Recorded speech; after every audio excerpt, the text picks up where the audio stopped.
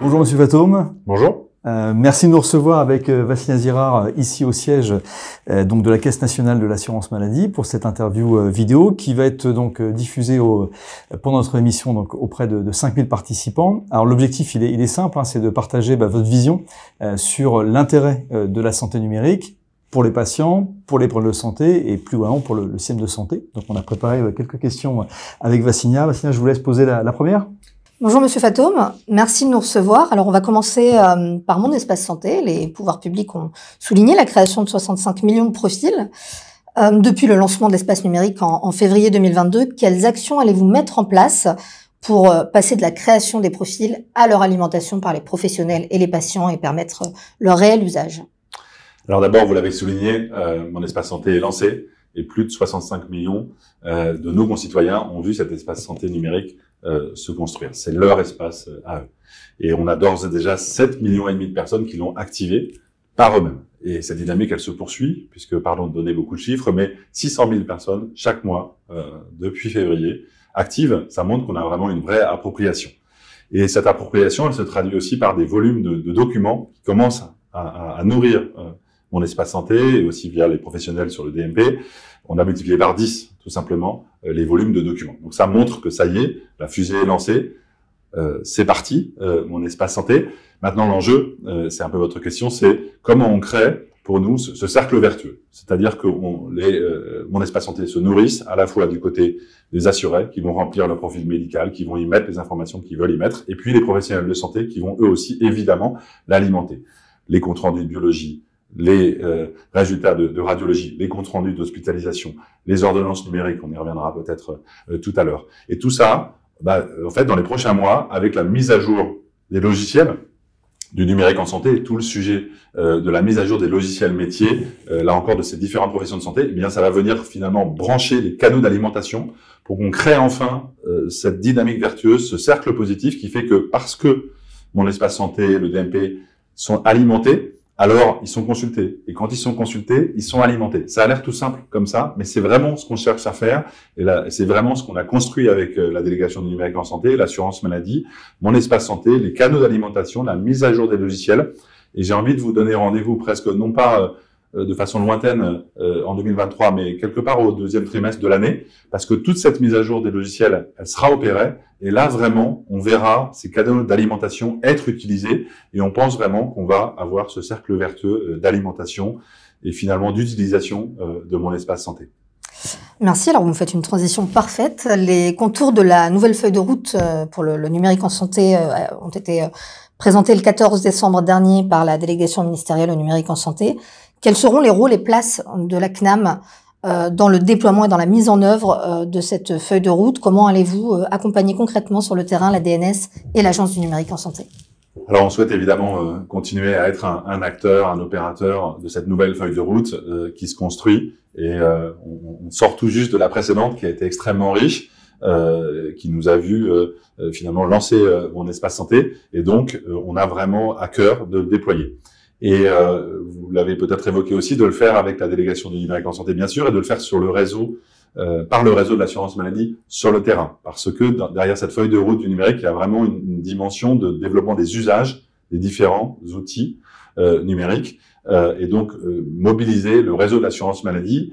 On est en train de transformer nos métiers. On avait des conseillers informatiques de l'assurance maladie, ils sont en train de devenir des délégués du numérique en santé, et au-delà du changement de nom, du changement de marque, il y a cette ambition qu'on soit au quotidien, notamment auprès des professionnels de santé, pour expliquer, informer, accompagner. Ça, c'est vraiment, pour nous, une des priorités de cette feuille de route. Deuxième, peut-être, priorité, c'est la prévention. On sait évidemment que c'est un enjeu majeur au sortir du Covid. Comment on fait de Mon Espace Santé un outil de prévention au service d'un parcours de prévention de l'assuré. Vous savez que le ministre de la Santé et de la Prévention, François Braun, a lancé les bilans de prévention. Comment on peut faire que Mon Espace Santé, tout simplement, ça va être un outil d'invitation, peut-être de suivi de ces bilans de prévention. C'est un exemple.